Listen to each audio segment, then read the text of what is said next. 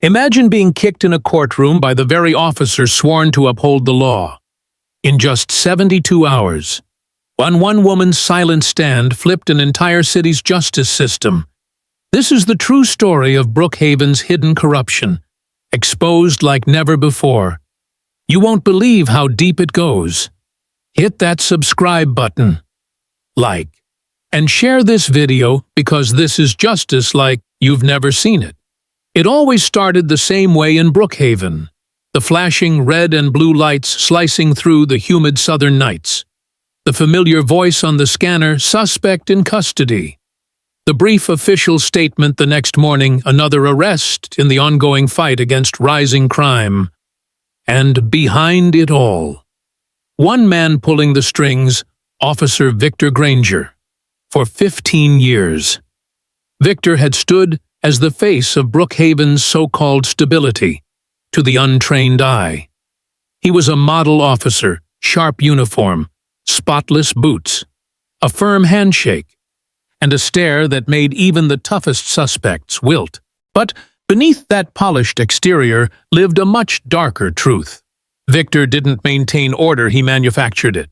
In Brookhaven, the system never needed proof, just numbers, and Victor delivered those numbers like clockwork. It wasn't unusual to see him file 2, sometimes even 3 arrests in a single evening, in one 6-month stretch.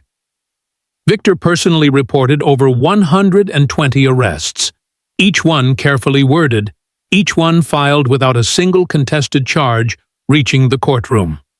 To the mayor, to the city council, to the state budget officers reviewing public safety grants, Victor was a golden goose. The city of Brookhaven, population just under 80,000, received nearly $11 million in state and federal public safety funding during Victor's peak years. That money came with strings show declining crime. Report improved clearance rates. Document consistent enforcement. And Victor's arrest records painted the perfect picture. High arrest volume equals high-performance policing, the reports proudly declared. But the truth, buried beneath layers of bureaucracy, told a very different story. Victor's targets weren't random. They were calculated. Most arrests came from Brookhaven's East Sector, an area where over 80% of the residents were people of color, working-class families, and recent immigrants. Here, suspicion itself was grounds for detainment. A hoodie pulled up on a rainy evening. A young man standing too long outside a closed store. A teenager riding a bike too fast near a bus stop. These became the invisible thresholds where Victor operated. Thresholds built not on laws, but on fear.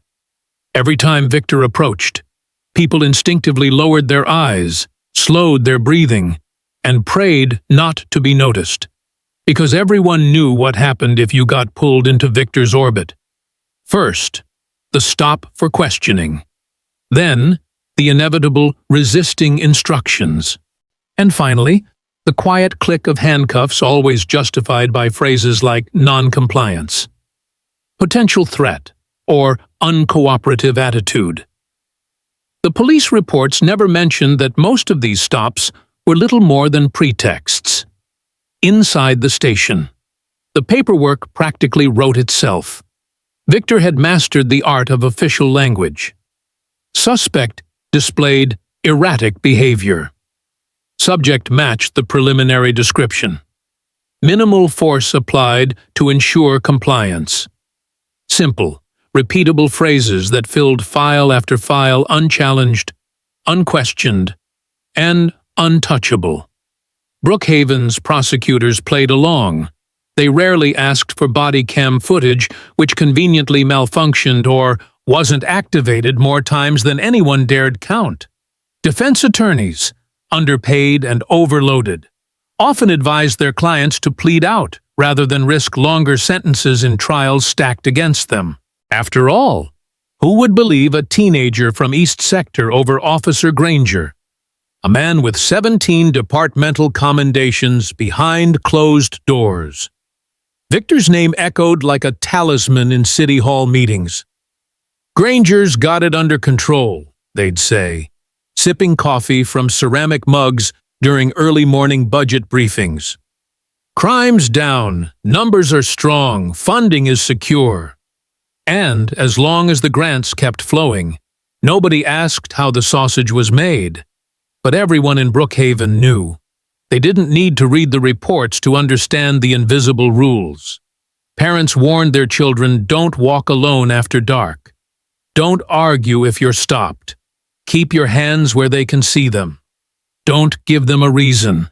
Even store owners installed extra security cameras, not to protect against thieves, but in hopes that footage might one day clear an innocent neighbor. But in Brookhaven, footage was rarely reviewed unless someone in power demanded it, and no one ever did. The courts weren't much better. Judge Hayward, now entering his 23rd year on the bench, had overseen hundreds of Victor's cases. Rarely did he question the officers' statements. Prosecutors like Deputy DA Ronald Fields learned early that challenging Victor's reports was career suicide. The judge once said in chambers, "If Granger says they resisted, they resisted. He's kept this city from falling apart." The room nodded.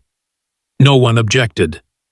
And then there were the awards plaques, medals, photos in the local newspaper showing Victor shaking hands with city officials.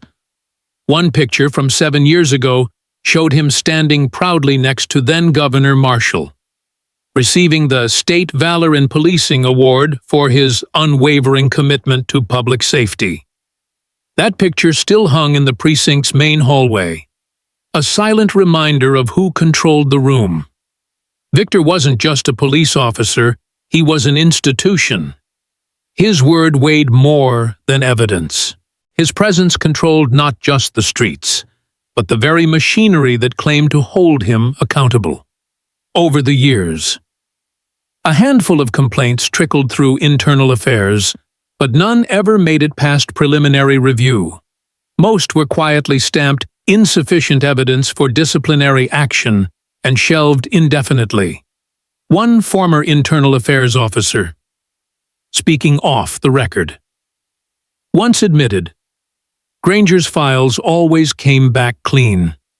You didn't question him, you just signed the paperwork. That was the rule. Don't poke the beast that feeds the city. And so, for nearly 2 decades, Victor Granger reigned unchallenged, protected not just by his badge, but by the silence of an entire town trained to look away. Brookhaven wasn't broken by accident. It was built to function exactly this way. But all of that changed the moment Danielle Bennett walked into Courtroom 3. June 12th started like any other morning in Brookhaven, thick air hanging heavy over the east sector. News reports quietly reciting overnight arrests, and courtrooms filling with cases that never made headlines.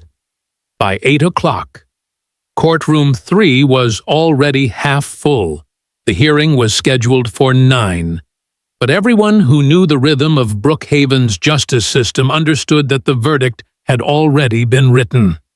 17-year-old Isaiah Bennett sat behind the defendant's table, his wrists still faintly marked from the cuffs that had cut into his skin 2 nights earlier.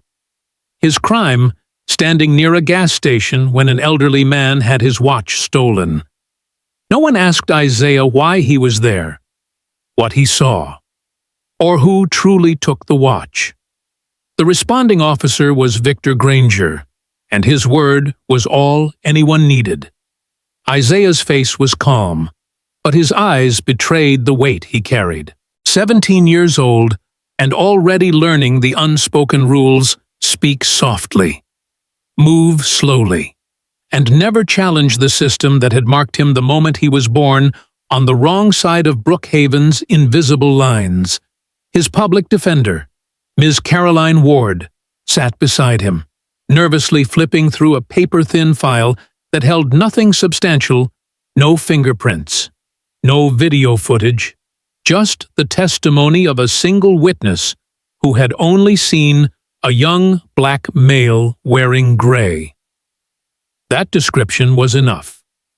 Victor Granger stood nearby, arms folded, eyes cold and unflinching. His uniform was spotless as always, every crease sharp, his silver badge glinting beneath the flickering fluorescent lights. He had seen hundreds of these hearings. They never lasted long. The script was written: brief charges, hollow defense, and swift conviction. Granger didn't need to speak. His very presence filled the courtroom with silent authority. But then, the side door opened. The door didn't creak. It didn't slam. It simply parted with a soft hiss, barely louder than a breath. Heads turned instinctively. The gallery's murmur died mid-sentence, and through that doorway stepped a woman, black, composed, walking with a deliberate calm that unsettled everyone. She wore no uniform, no badge glinted from her chest. She carried a thin, navy blue folder tucked beneath her arm. Her hair was tied neatly, her face bare of makeup, her posture unwavering. She didn't ask permission. She didn't glance around to seek approval. She simply walked forward, stopping silently behind the defense table, eyes locked not on Isaiah, but directly ahead. Victor Granger noticed immediately. His eyes narrowed, nostrils flaring ever so slightly. In this courtroom, every face was familiar, every role predetermined. But not this one. This woman didn't belong here, at least not according to the script he'd memorized over 15 years. He stepped forward, his polished boots echoing sharply on the old tile floor. The room, normally indifferent to movement, seemed to shrink as Victor approached her. The temperature shifted. Everyone knew something unscripted was about to happen. Victor spoke first, his voice low but firm. "You don't belong here. This is a restricted proceeding. Who are you?" The woman said nothing. Instead, she calmly opened her folder, retrieved a single document, and held it against her chest. She didn't wave it. She didn't present it for inspection. She simply let it exist, like an unspoken challenge. Victor's jaw clenched. The muscles in his temple twitched as he stepped closer, his voice tightening. "I asked who you are." Still, no answer. The judge, an aging man who had seen too many cases dissolve into quiet procedural routines, cleared his throat but said nothing. The prosecutor shifted awkwardly in his seat, clearly waiting for Victor to handle the disruption. No one dared intervene. Victor's authority was absolute until now. Finally, the woman's voice broke the silence, steady and sharp as steel. "If you believe this is a courtroom where justice still matters, then allow me to speak before you make another mistake you cannot erase." Her words weren't loud. She didn't shout. But every syllable struck the room like a gvil. Victor's composure cracked, his voice rising sharply. "You're defending a thief! You're trash, all of you!" And with that, the last thread snapped. The courtroom gasped as Victor lashed out. His boot swung violently upward, crashing directly into the woman's chest, sending her stumbling backward into the wooden benches behind her. The folder she held scattered papers across the floor, like snowflakes, police reports, complaint files, appointment letters, all now exposed beneath the harsh courtroom lights. For a moment, the world held its breath. The sound of the kick echoed longer than it should have. The judge froze. The prosecutor stared, pale and stunned. The few spectators who dared to witness the event clamped their hands over their mouths, eyes wide with horror. But what stunned them most was not the violence. Brookhaven had seen plenty of that. What stunned them was what happened next. The woman stood up, not with anger, not with rage. She gathered the scattered papers one by one, pressing her hand briefly to the bruised spot on her shoulder, and rose to her full height. And then, in a voice that refused to tremble, she spoke directly to the judge. "My name," she said, "is Danielle Bennett. As of this morning, I am the duly sworn Chief of Police for the city of Brookhaven. The original certification is on file with the mayor's office. But this is a certified copy for your records." She held the document high, presenting it to the stunned courtroom. The silence that followed was not the silence of fear, but of reckoning. Victor Granger stumbled backward, his face draining of color. He opened his mouth, but no words came. The courtroom that had once belonged to him was no longer under his control. Danielle's eyes never left his. Her voice remained calm, but each word landed like a hammer. "You have just physically assaulted the chief of police, in public, under the full eye of the law." She paused, then added, "And if you could do this here, with cameras, with witnesses, then God only knows what you've done where no one was watching." For the first time in over 15 years, Victor Granger was truly silent, not because he chose to be, but because he had nothing left to say. And in that moment, Brookhaven's long-protected system of silent injustice finally began to shatter. The video spread like a spark in dry grass. What began as a shaky recording taken by a teenager in the back row of Courtroom 3 lit up Brookhaven before the courthouse doors even fully closed. No filters, no edits, no need for commentary. The image of Officer Victor Granger swinging his boot into Danielle Bennett's chest spoke louder than any headline ever could. By the end of that first day, over 70,000 people had viewed the clip on social media. By morning, it passed 200,000. Within 48 hours, national networks picked it up. The footage played on repeat, Victor's face twisted in anger, the force of his boot slamming into Danielle's body, the deafening silence that followed as she calmly stood back up, bruised but unbroken. And for the first time in years, Brookhaven's people, those who had whispered for so long, began to raise their voices. It wasn't just outrage, it was recognition. The kick wasn't an isolated moment of brutality, it was a symbol of everything they had endured for years. Every man pulled over for suspicious driving. Every boy slammed against a squad car for fitting a description. Every mother told, "There's nothing we can do," when she filed a complaint that was quietly shelved. The kick in Courtroom 3 gave a face to what they had suffered in silence. Brookhaven had been ruled by fear for over 15 years. Victor Granger had become the silent god of their daily lives, not because of what he said, but because of what he represented. His mere presence at a traffic stop was enough to make grown men's hands tremble on the steering wheel. Mothers rehearsed speeches to their children. "Say yes, sir.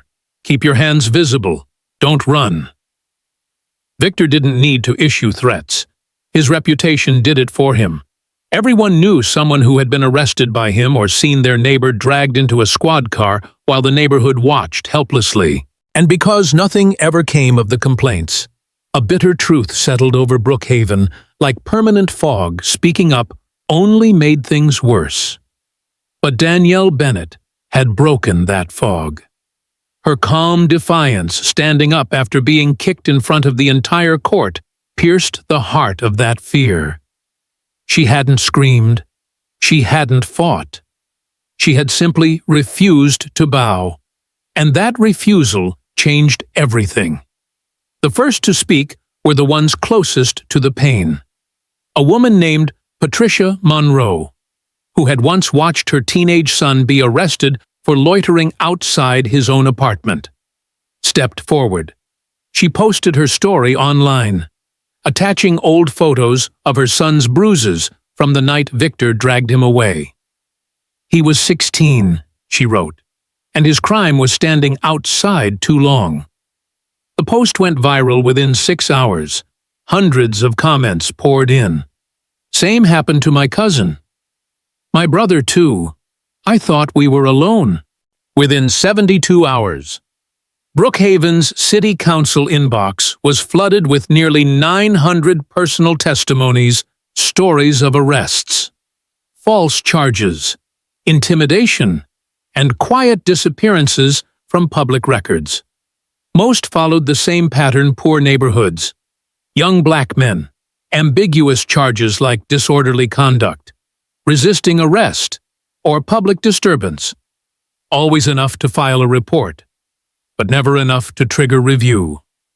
By the fourth day, a local independent news outlet published a damning investigative piece titled "The Silence Engine."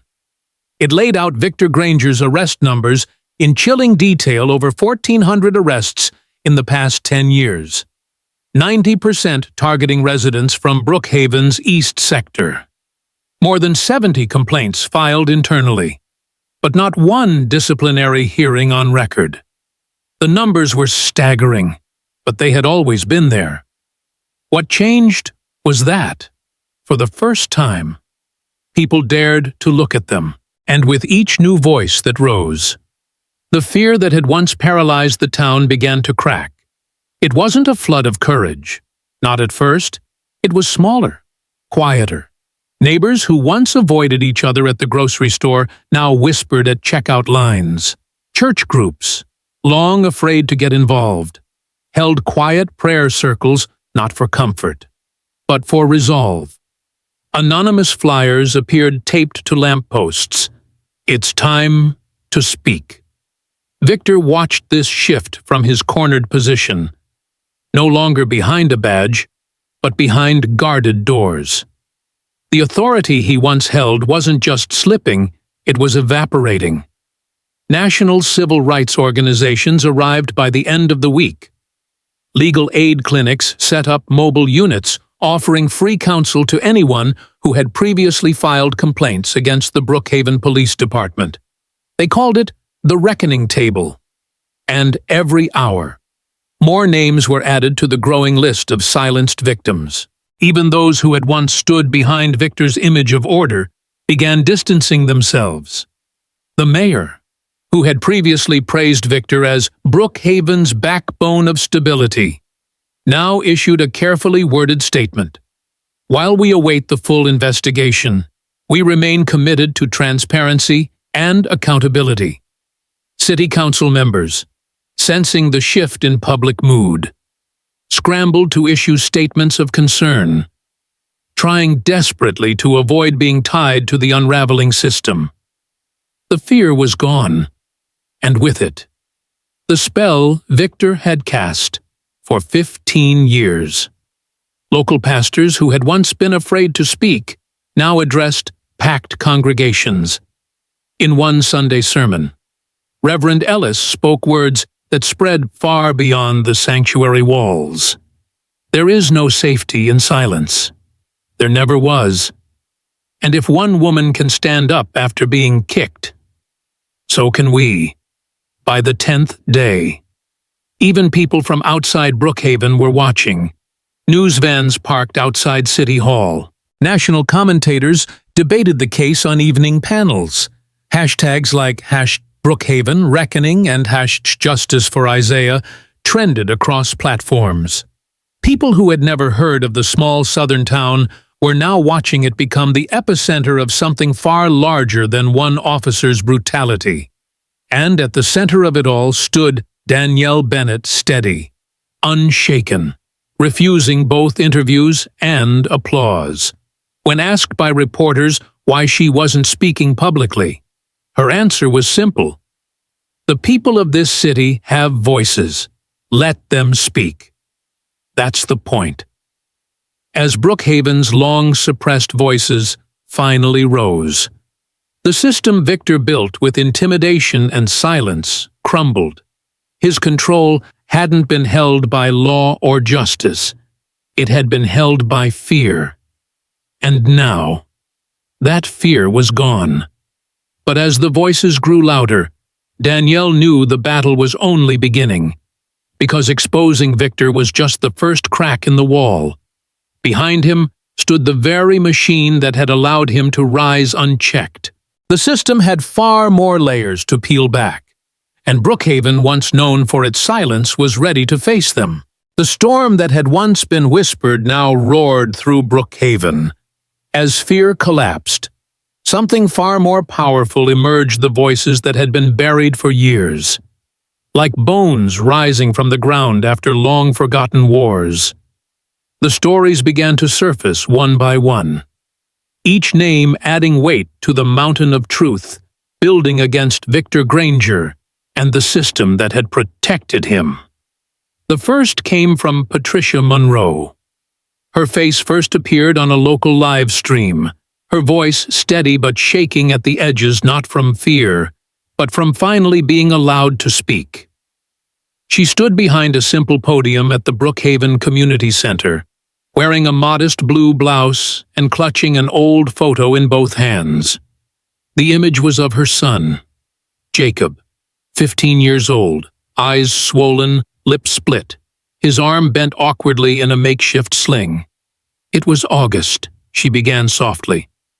5 years ago, Jacob was walking home after basketball practice. Victor Granger pulled up, said someone had reported kids loitering. My son tried to explain, but Granger said he was being non-compliant. The next time I saw my child, he was handcuffed to a hospital bed. The room fell silent as Patricia continued, each word heavier than the last. She described how the charges were dismissed after a brief hearing, but not before Jacob spent 36 hours in detention, labeled as disruptive and combative. No disciplinary action had been taken against Granger. The internal complaint she filed was quietly marked as resolved.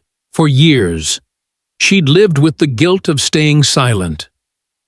"But after I saw what he did to Chief Bennett," Patricia whispered, her voice breaking, "I knew it wasn't just my son.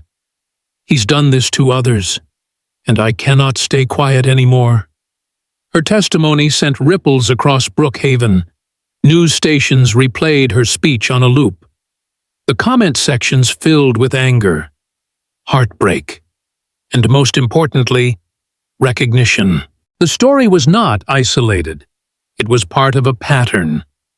By the next morning, another voice emerged. Marcus Tate had been silent for over a decade, a tall, quiet man in his 40s. Marcus once worked as a warehouse supervisor at Brookhaven Shipping and Freight, earning steady pay, providing for his wife and 2 daughters. That life ended one Friday evening 10 years earlier. Victor had pulled Marcus over while he was driving home. The reason, a defective taillight, a light Marcus later proved, was fully functional. The stop escalated quickly. Victor claimed Marcus smelled of alcohol, though no breathalyzer was administered on the scene. When Marcus questioned the stop, Victor claimed aggressive behavior and charged him with resisting arrest and disorderly conduct. Though the charges were eventually dropped, the damage was already done. Marcus's mugshot hit the local papers. His employer, wary of the publicity, suspended him. 3 weeks later, his position was terminated. He never found comparable work again. For years, Marcus carried the quiet shame of that night, believing that telling his story would only make things worse. But watching Danielle Bennett rise from the courtroom floor, refusing to back down, changed everything. Sitting before reporters in a small interview room at the local station, Marcus spoke slowly, his voice deep, as though every sentence had been buried for years. "He took my job with that arrest," Marcus said, eyes locked on the camera lens. "He didn't need a reason. He knew that. In Brookhaven, his word was law. And people like me, we were guilty the second he saw our faces." His story fueled the growing firestorm. Within 72 hours, 3 more victims stepped forward. A high school teacher, a delivery driver, a single mother whose 17-year-old daughter had been arrested during a traffic stop gone wrong. Each story carried the same chilling fingerprints, vague charges. No evidence. Dismissed complaints. And Victor Granger's name on every report. But the most damning discovery came not from public testimony, but from the dusty basements of Brookhaven's own police headquarters. Danielle, now leading the internal review personally, ordered a full audit of all complaint files tied to Victor's service history. What her team uncovered sent a cold shiver through the entire department. Buried in old filing cabinets and digital archives were over 67 civilian complaints directly naming Victor Granger. 14 of them were filed by minors. 9 were marked lost during system migration. 5 had been signed off as resolved by Victor's own supervising officers, all men who had since retired comfortably. One file, dated April 3rd, 12 years ago, contained a handwritten statement from a school counselor who had witnessed Victor arresting a student after a cafeteria altercation. The counselor wrote, "No weapons involved, no physical threat observed. Officer escalated unnecessarily." That statement had never been entered into evidence. Danielle's breath tightened as she read the files, flipping through page after page of forgotten lives. She didn't rage. She didn't curse. She simply understood these stories weren't accidents. They were the machinery Victor had built and the city had enabled. The people of Brookhaven watched as their stories finally took shape, not as disconnected events, but as a clear, undeniable pattern of abuse stretching back nearly 2 decades. The town that had once feared speaking his name now spoke it loudly, not in whispered corners, but on city streets, at council meetings, in churches and grocery stores. Victor Granger no longer carried the weight of authority. It carried the weight of reckoning. National attention only fueled the movement. Civil rights organizations flooded Brookhaven, offering legal aid, demanding investigations, and pressuring state officials to intervene. What began as one woman's quiet defiance had ignited a full-scale uprising of truth. Danielle remained measured through it all. She refused interviews. She declined public appearances. She understood that this wasn't about her. It was about the people finally being heard after years of being told their voices didn't matter. Standing before her review team one evening, Danielle simply said, "We're not breaking the system. We're forcing it to see itself." And as the old complaints kept surfacing, the people of Brookhaven, for the first time in a generation, refused to look away. By the time Brookhaven reached its 3rd week of public reckoning, the focus had shifted. The townspeople had spoken. The victims had stepped forward. The buried files had surfaced. But as Danielle Bennett sat alone in her office one late evening, the harsh truth gnawed at her. Victor Granger hadn't built this alone. The pattern was too calculated, too protected. For 15 years, Victor had operated with impunity, falsifying arrests, intimidating civilians, manipulating evidence, all without once facing serious discipline. One man couldn't have done that without help. And now, with the voices of the silenced finally screaming through Brookhaven's streets, Danielle knew where the investigation had to go next upward. At 8 o'clock sharp the next morning, Danielle stood before her newly formed internal review unit. The team was small 7 hand-picked investigators, a mix of data analysts, retired legal experts, and one civilian advocate who had once been falsely arrested herself. There were no cameras, no press releases, just a simple, whiteboard timeline stretching back 17 years. "This isn't about Victor anymore," Danielle said firmly, pointing to the red circles drawn on the board. Each one marking a year Victor received an official commendation. This is about who made sure the system worked exactly the way he needed it to. The team had already cross-referenced Victor's arrest reports with the department's internal commendation records. The overlap was chilling.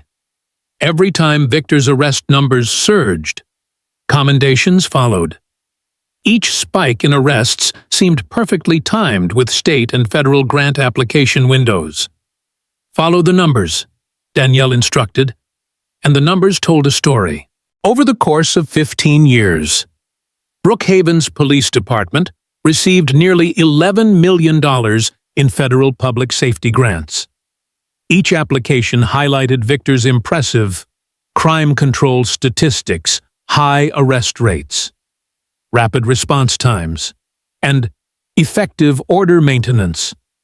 But what those numbers never showed were the dozens of civil complaints quietly marked as unfounded, or the growing number of arrests that never led to convictions. 2 days into the deeper audit, Danielle's team discovered a paper trail hidden in plain sight. Old emails between former police chief Harold Mendez and city budget director Paula Grayson revealed conversations where Victor's performance metrics were celebrated as essential benchmarks for securing competitive state funding. The language was sanitized, polished for official documents, but the meaning was unmistakable. Victor's arrest numbers were not just allowed. They were incentivized. By the end of the first week, the investigation reached the mayor's office. Mayor Clifford Rhodes had served Brookhaven for 9 years, known for his carefully curated public image. He often praised the police department for keeping crime rates the lowest they've been in decades. But what Danielle's team uncovered painted a darker portrait. A confidential memo addressed to Mayor Rhodes from his deputy chief of staff surfaced. It read, in part, "Officer Granger continues to deliver strong quarterly metrics. His aggressive enforcement model remains a cornerstone of our successful grant applications. Recommend continued internal stability. Any external inquiry may jeopardize ongoing federal partnerships." The memo was dated 3 years ago. Danielle's stomach twisted as she read the lines over and over. The city's highest office hadn't just turned a blind eye, they had actively depended on Victor's reign of fear to secure funding that propped up Brookhaven's fragile economy. The cost wasn't measured in dollars, but in shattered lives. This entire city, Danielle whispered to herself, was paid to stay silent. The deeper the review went, the more tangled the web became. Victor's direct supervisors, lieutenants, captains, and division chiefs had all signed off on performance evaluations that glorified his aggressive tactics while quietly ignoring the civilian complaints stacking up in the background. Each performance report used the same language: proactive policing, community stability, and efficient resolution of incidents. But the most damning revelation came from state-level oversight. Brookhaven's police department had been part of a special state task force initiative called the Rapid Enforcement Partnership, designed to reward departments that demonstrated measurable progress in high-risk zones. Victor's arrest spikes fit neatly into that narrative. As Danielle's team combed through the task force's oversight committee records, one name kept appearing: Director Walter Sinclair, head of the State Public Safety Funding Board. Director Sinclair had personally approved every funding cycle that benefited from Brookhaven's crime data. His emails, obtained through quiet legal maneuvering, revealed an uncomfortable reality. Sinclair had built his political career on showcasing towns like Brookhaven as success stories of modern law enforcement. In one message to state officials, Sinclair wrote Brookhaven PD's aggressive crime suppression model should serve as a blueprint for other struggling municipalities. Their leadership team demonstrates the kind of decisive action needed to secure public safety metrics worthy of state investment. He never mentioned the complaints, never questioned the arrests. The numbers were all that mattered. Danielle leaned back in her chair, the fluorescent lights above flickering slightly, casting faint shadows across the towering piles of evidence now filling her office. The problem was no longer just Victor Granger. It wasn't even just Brookhaven. The rot stretched into the state's funding pipelines, into political careers, into the very system meant to provide oversight. Victor was the face, but the machine behind him was far larger. As the gravity of what she uncovered settled in, Danielle's phone buzzed with a message from her lead data analyst. "We found something else." Attached was a chart overlaying Victor's arrest spikes with the city's federal funding cycles. The pattern was unmistakable. Every major surge in arrests directly preceded successful grant applications, not by coincidence, but by design. The system wasn't broken by accident. It was functioning exactly as it had been built to reward those who delivered numbers, no matter the cost. By week's end, Danielle stood before her team once more. The evidence was undeniable, but the path forward was dangerous. "We've peeled back one layer," she said quietly. "Now we're standing in front of the people who built the structure, people who've never been touched before. They won't surrender easily." The room was silent, but every pair of eyes met hers with a quiet resolve. Danielle knew the next phase of this fight would no longer be in courtrooms or review boards. It would be against the very institutions that had hidden behind paperwork, behind polished statements, behind numbers manipulated to tell the public what they wanted to hear. And for the first time in Brookhaven's history, those institutions were being forced to answer a question they had avoided for nearly 20 years. Who made all of this possible? The moment Danielle Bennett dared to follow the trail beyond Victor Granger, the entire city of Brookhaven shifted. What had begun as a wave of long-silenced voices was now pressing against walls far more fortified than any courtroom. And as those walls began to crack, the machine behind them stirred. The retaliation came quietly at first. 3 days after Danielle's investigation revealed the emails between the mayor's office and the State Public Safety Funding Board, her office printer jammed. Nothing unusual until her assistant pulled out the stuck pages. Inserted between 2 routine reports was a single piece of paper. No heading, no signature. Just 6 typed words in bold. Black font, "You're in over your head." Chief. It was a warning, simple, deliberate, and chilling in its restraint. By the end of that week, the whispers grew louder. Anonymous emails flooded city servers, suggesting that Danielle had only reopened the investigation to advance her own political ambitions. Posts began appearing on local message boards accusing her of weaponizing race to discredit the department. One user wrote, "She's not here for justice. She's here to tear down good officers and line her pockets with future endorsements." But those whispers didn't stay anonymous for long. They were soon amplified by voices with real power. City council members who had once applauded Danielle's appointment began requesting special closed-door sessions to review the internal review process. Public statements from these same officials began adopting coded language phrases like maintaining stability and avoiding unnecessary disruption to public confidence. The mayor, Clifford Rhodes, while careful never to openly attack her, suggested in an interview that perhaps certain elements of the investigation are being blown out of proportion by individuals unfamiliar with the full scope of administrative law. Even state-level officials began weighing in. Director Walter Sinclair, the man whose name appeared on nearly every funding approval linked to Victor's inflated arrest numbers, held a press conference. He stood beneath the state flag, cameras flashing, and said, "While we fully support local investigations into misconduct, we caution against turning isolated incidents into sweeping indictments of policies that have served our communities well for years." Isolated incidents. That was how they framed it.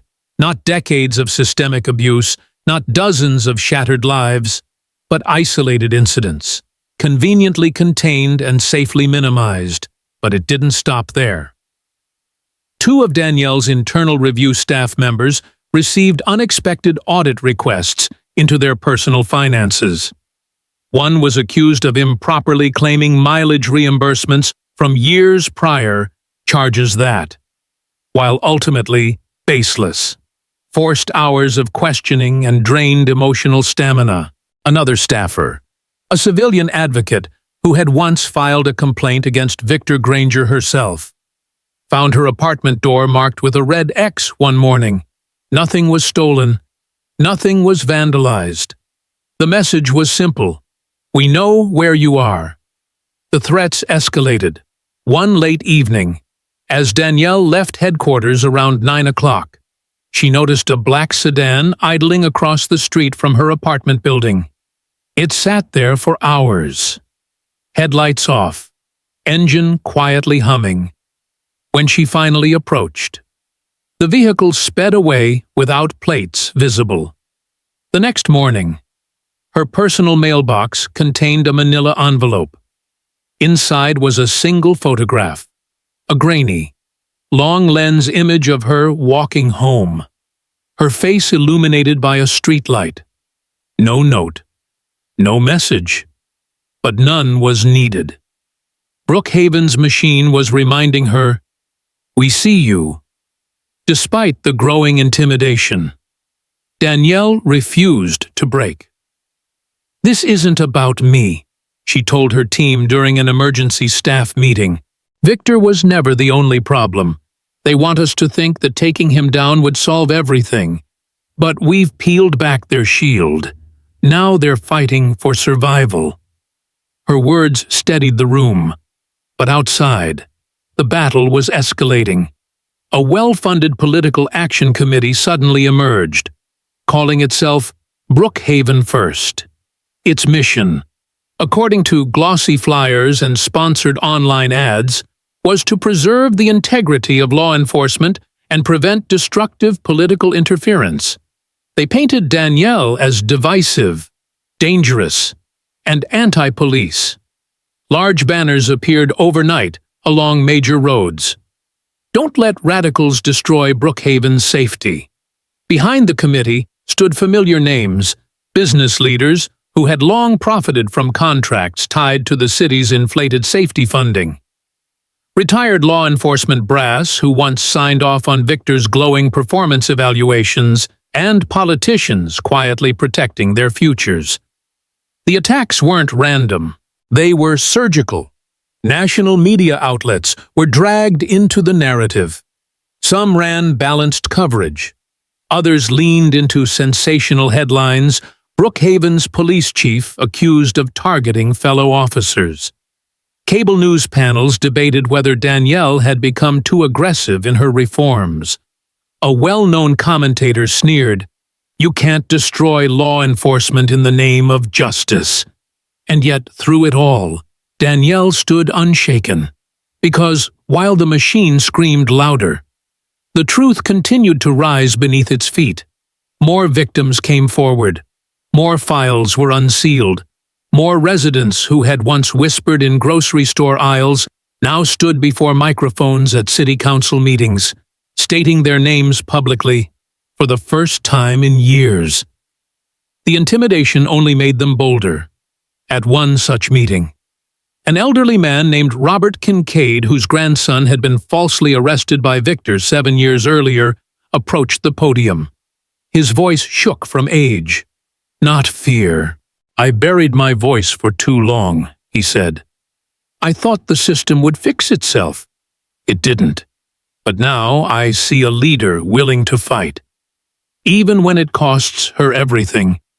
If she can stand, we can stand too."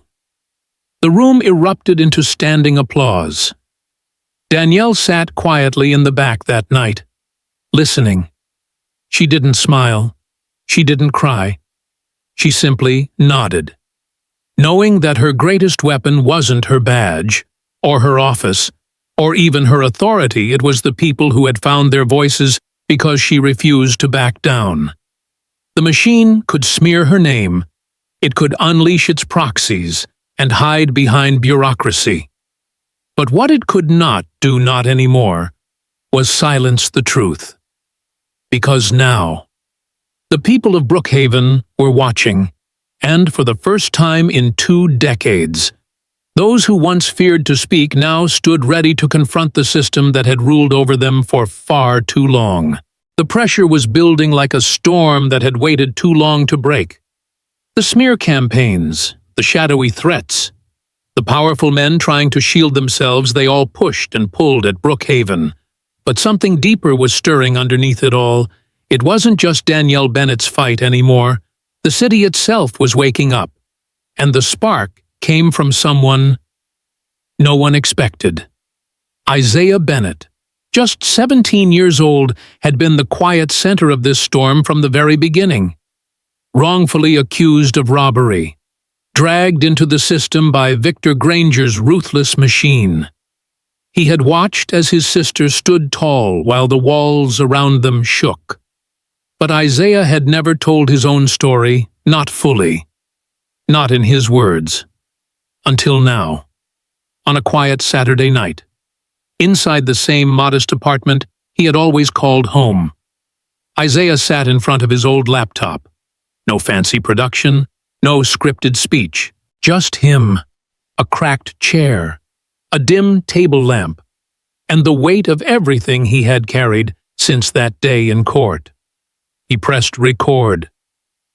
"My name is Isaiah Bennett," he began, his voice steady but raw. "You've all seen the videos. You've heard about my sister. But you haven't heard about me." He paused, breathing slowly. "I didn't steal anything. I never even got the chance to explain.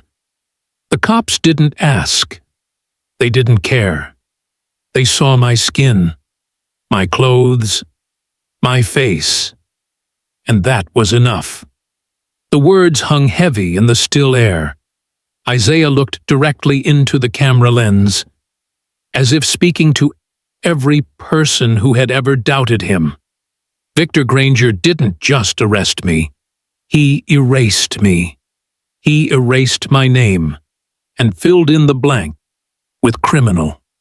And for a long time, I thought maybe that's all I was, but then I watched my sister get kicked down in that courtroom. I watched everyone sit frozen like statues while she stood back up. His voice cracked, but he didn't flinch. That moment taught me something. If we stay silent, they win. He took a breath, his hands, resting on the table, curled into fists, but his tone remained calm. My sister isn't fighting this alone anymore. I'm not hiding anymore. And I know there are so many others like me, kids, who got cuffed because we looked like suspects before anyone asked our names. Families who stopped believing anyone would listen. Isaiah's eyes glistened, but his voice sharpened. "Well, I'm talking now. And if you're out there, if you've ever been afraid to speak, it's your turn." The video was just under 7 minutes long. No music, no fancy cuts, just truth. Isaiah uploaded it that night with a simple caption, "We are not invisible." By morning, it had been shared over 50,000 times. By afternoon, 100,000. And by that evening, it was everywhere. The people of Brookhaven had been waiting for someone, anyone, to give them permission to speak. Isaiah's voice didn't just resonate. It broke open a dam that had held back years of pain, frustration, and quiet rage. The next day, dozens of others followed. A black single mother named Cassandra posted a video describing how her teenage son was arrested outside a convenience store for matching a vague description of a suspect. He was held overnight without a call. A Hispanic delivery driver named Luis shared how Victor Granger once stopped him for a broken taillight, only to search his van and handcuff him on suspicion of drug trafficking, even though no drugs were ever found. The charges were dropped, but his job was gone by then. A Somali immigrant named Abdi posted a video in broken English, explaining how he was stopped 6 times in 1 year for simply walking to work in the early morning hours. His words were soft, but his pain was unmistakable, and they kept coming.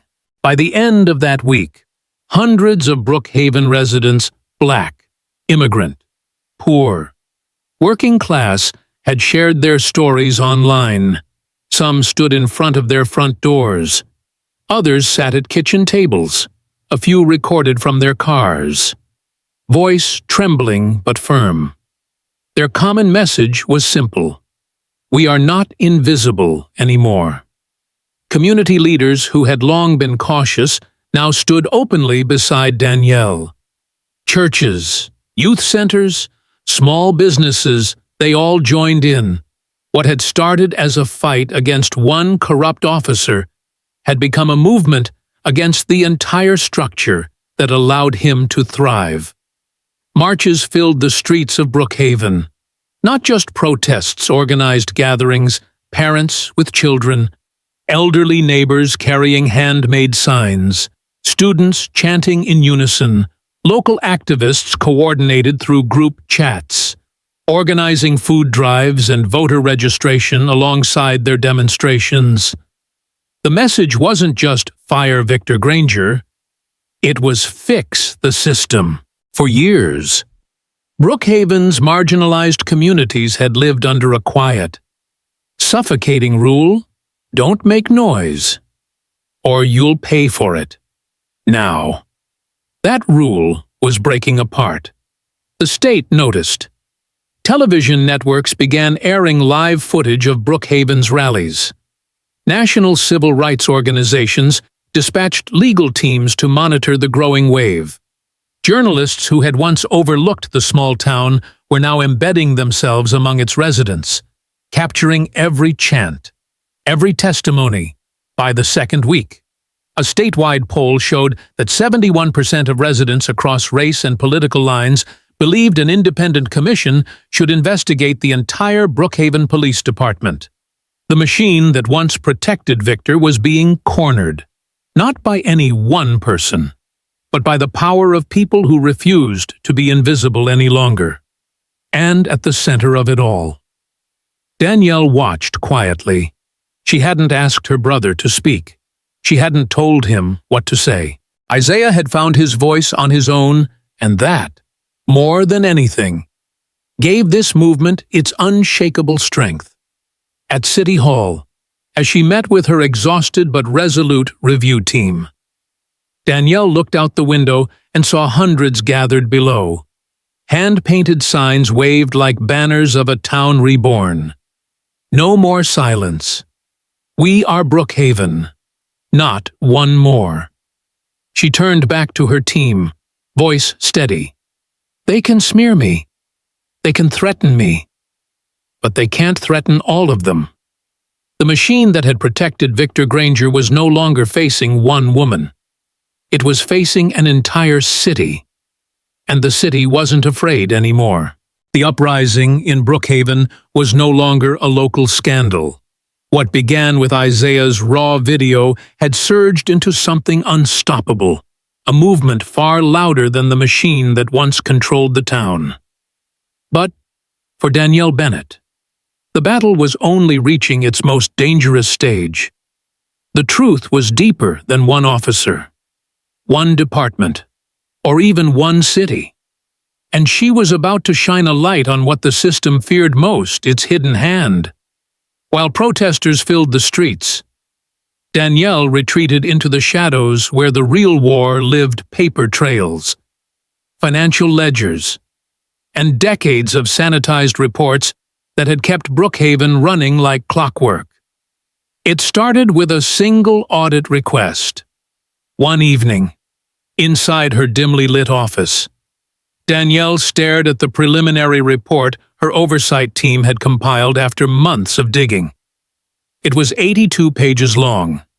Numbers, signatures, transaction codes. But buried within the spreadsheets was a pattern that made her stomach tighten. In just the last 10 years, Brookhaven had received nearly $23 million in state and federal public safety optimization grants.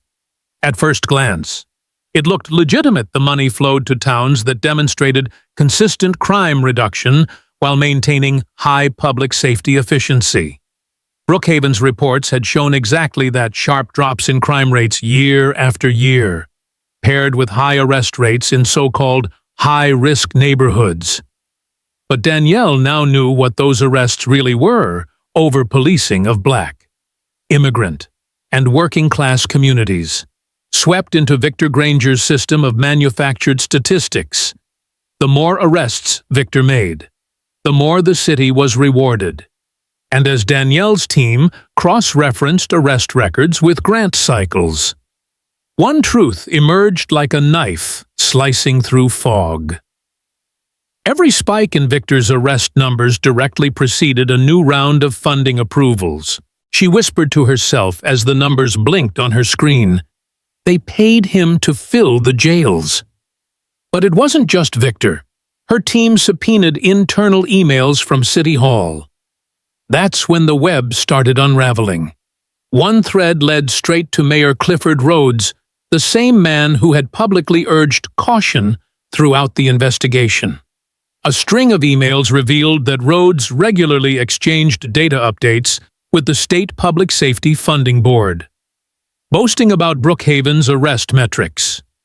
One message, dated August 16th, 3 years earlier, stood out like a red flare, with Granger's unit maintaining record-level performance in Zones 4 and 5.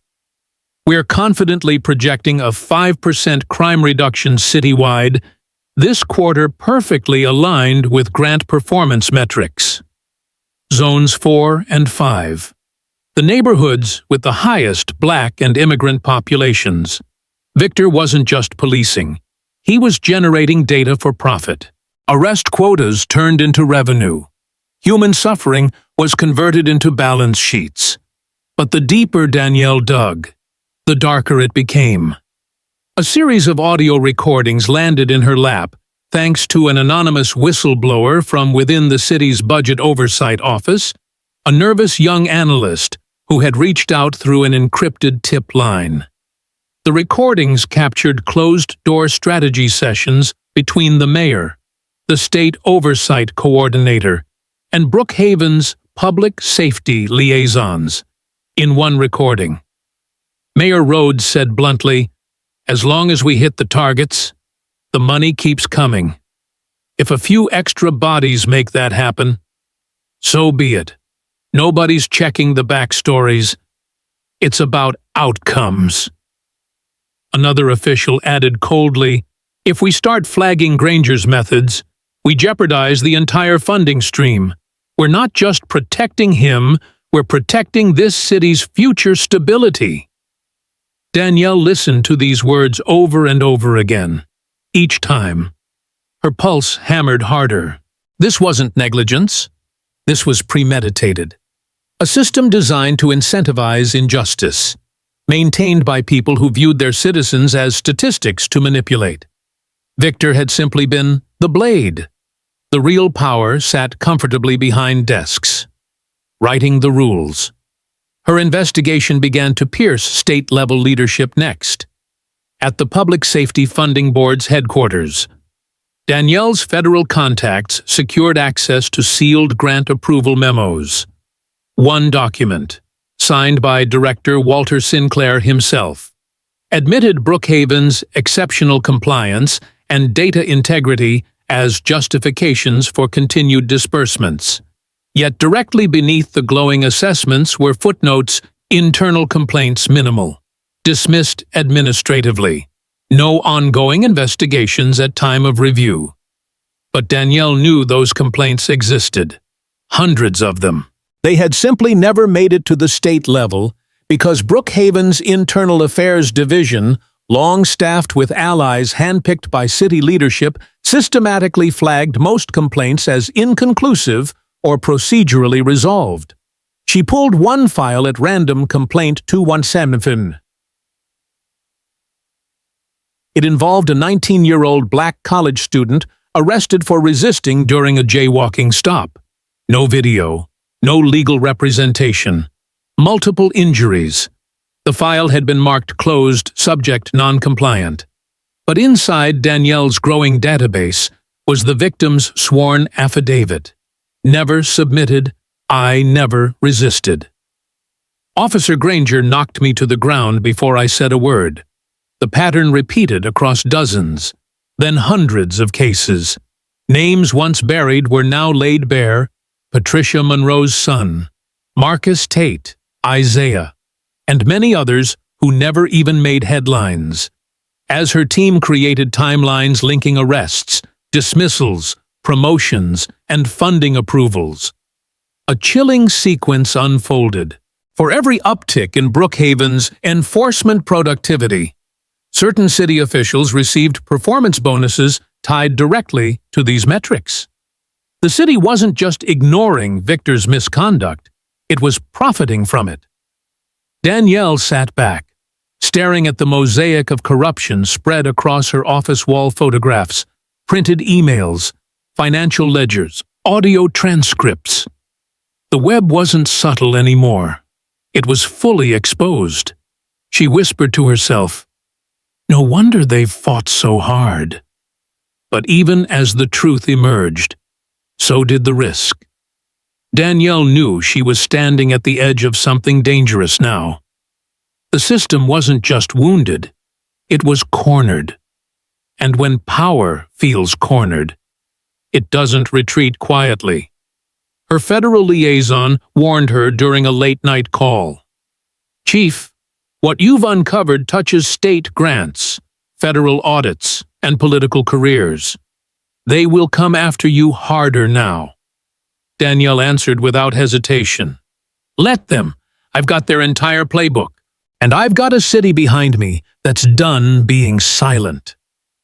The next morning, she made the decision. The files, recordings, and financial documents were compiled into a sealed digital package. Copies were submitted simultaneously to the State Attorney General's office, federal civil rights prosecutors, and an independent oversight committee. The hidden hand was no longer hidden, and Brookhaven was about to watch the house of cards collapse not just on Victor Granger, but on every name that had once stayed safely behind him. The morning Victor Granger was arrested, Brookhaven stood still. It was 7:30 a.m. sharp when unmarked black sedans rolled up to Victor's suburban home. For years, this was the house neighbors called the safest on the block, the home of the man who kept order. But today, there were no handshakes, no friendly waves, no morning coffee exchanges. Curtains stayed drawn, doors stayed shut. Victor answered the door himself. His face was pale, the confident stare replaced by something hollow. The lead federal agent read the charges calmly: civil rights violations, abuse of authority, obstruction of justice, conspiracy to falsify reports, and federal fraud related to misused state funds. Victor didn't argue. He didn't resist. He simply nodded, as if the weight he carried for so long had finally collapsed under its own corruption. His wrists were cuffed in front of him, the same way hundreds of young men in Brookhaven had once been cuffed by his hand. But, unlike them, there were cameras now. Dozens of reporters lined the street. Microphones captured every click of the cuffs. And the people watched. Not with rage, not even with celebration, but with quiet, steady eyes. Because this wasn't just about Victor anymore. This was about what had been allowed to grow behind him. When the federal indictment became public later that afternoon, it wasn't just Victor's name on the documents. The mayor, the Public Safety Funding Board liaison, 2 state auditors, multiple senior officers in internal affairs. The web Danielle had uncovered was now fully exposed under federal investigation. Brookhaven's darkest secrets were no longer hidden in dusty filing cabinets. They were displayed under courtroom lights for the entire country to see. But even as the headlines exploded, Danielle Bennett refused to stand in the center of it. When the mayor's office offered her a citywide press conference to celebrate her leadership, she declined. When national networks called her the woman who saved Brookhaven, she politely refused interviews, because, to her, this wasn't a victory. It was simply the work that needed to be done. On a rainy Tuesday morning, just 8 days after Victor's arrest, Danielle gathered her small core team inside City Hall's conference room. The mood was not triumphant. It was focused. There was one final task ahead to rebuild Brookhaven's system, not on slogans, but on structures that couldn't be twisted again. Danielle stood at the head of the table, wearing no uniform, no badge, just a simple gray jacket. "We've torn down the walls that protected them," she began softly. "Now we have to build something they can't hide inside again." And so, the Brookhaven Truth and Accountability Board was born. Unlike any oversight mechanism the city had ever seen, this board would be fully independent, fully transparent, and completely open to the public. For the first time, every citizen would have the right to access police complaint records in real time, track the progress of every investigation, from the moment a complaint is filed to its resolution, submit anonymous reports directly to civilian investigators, view behavior patterns and disciplinary histories for any officer, with no sealed files allowed. The board itself would include not just legal experts, but former victims of police abuse, data analysts, civil rights leaders, and ordinary residents from Brookhaven's most heavily policed neighborhoods. No political appointees. No department insiders. Just citizens. Danielle's team designed the system to remove what had always corrupted the old one discretion. No more gatekeepers deciding which complaints were credible. No more internal reviews that disappeared into silence. Every complaint would be treated as a public record the moment it was filed. Transparency wasn't a feature. It was the foundation. One staffer nervously asked during a late meeting, "Chief, won't this system expose even minor mistakes? Even honest ones?" Danielle answered with the same calm steadiness that had carried her from that first courtroom moment to this one. "Yes, and that's the point. Real accountability means being seen at every level, even when it's uncomfortable. Especially when it's uncomfortable." By the 3rd week, the board went live. Brookhaven's residents, for the first time in living memory, logged into an online portal where every citizen could type in an officer's badge number and see a complete interaction history, every complaint, every resolution, every disciplinary note. Within the first month, more than 3,500 citizens had accessed the portal. Some browsed out of curiosity. Many browsed because they finally had a right to. And the silence that had once choked Brookhaven was replaced with something rare trust beginning to take root.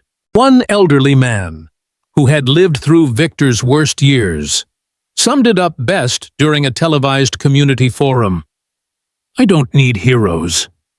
I need to know that if something happens to my grandson, I can type in his name, file a report, and somebody will have to answer for it." That was Brookhaven's new promise. Not perfection, but permanent visibility. Danielle never allowed her name to be attached to the system. When reporters tried calling it the Bennett reform model, she quickly corrected them. "This isn't my legacy," she said plainly. "If the system depends on one person to work, it's not real reform." She refused awards, turned down national honors, and ignored book offers. Instead, she spent her days quietly in the review rooms, sitting alongside her civilian board, combing through cases from years long past. Every time a name resurfaced, a mother who never received a call back, a teenager who was falsely arrested, Danielle made sure their file didn't just get updated, but that they received a formal letter acknowledging that they had been failed, and that the system had now seen them. "We hear you now." No fanfare, just simple justice, finally allowed to breathe. Months later, as Brookhaven's skyline shimmered under a fall sunset, a small ceremony took place outside City Hall. No stage, no speeches, just the raising of a new city flag. It was plain, a simple field of soft gray, bordered in white. No symbols, no slogans. When asked why the flag was blank, Danielle offered only this: because no emblem should replace the people's right to see the truth for themselves.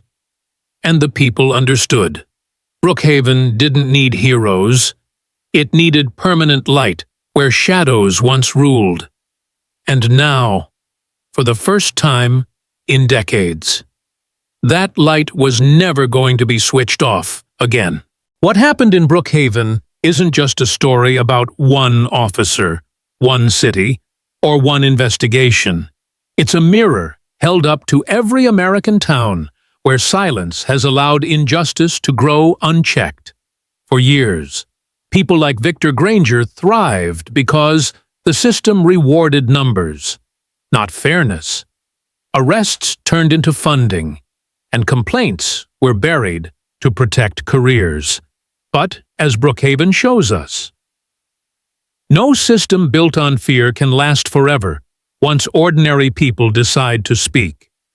Danielle Bennett didn't seek fame. She didn't set out to become a hero. She simply refused to look away. Her steady courage reminds us that real change doesn't start with press conferences or political speeches. It starts when we confront uncomfortable truths. One file, one voice, one story at a time. Isaiah's 7-minute video lit a spark, but it was the thousands who shared their own stories afterward that turned that spark into a fire. Black communities, immigrants, working-class families all came together to demand what should have existed from the start: fairness, transparency, and accountability. Brookhaven's Truth and Accountability Board proved that when citizens are allowed to watch the watchers, power no longer rests in the hands of a few, but in the eyes of the many. And the most powerful lesson: you don't need to wait for a scandal to demand reform. Every American city has the tools today to create independent oversight, public access to complaint records, and real-time transparency. It's not about politics. It's about people finally being seen. So as you finish this video, ask yourself, would my city pass the Brookhaven test? And if not, who will have the courage to take that first step? If this story opened your eyes, help us keep these conversations alive. Hit that subscribe button, give this video a thumbs up, and share it with your friends and family. The more people hear these stories, the more impossible it becomes to stay silent. Remember, real change begins with awareness, and awareness spreads with every share, every click, and every conversation. Together, we can build a future where justice isn't a privilege, it's a guarantee.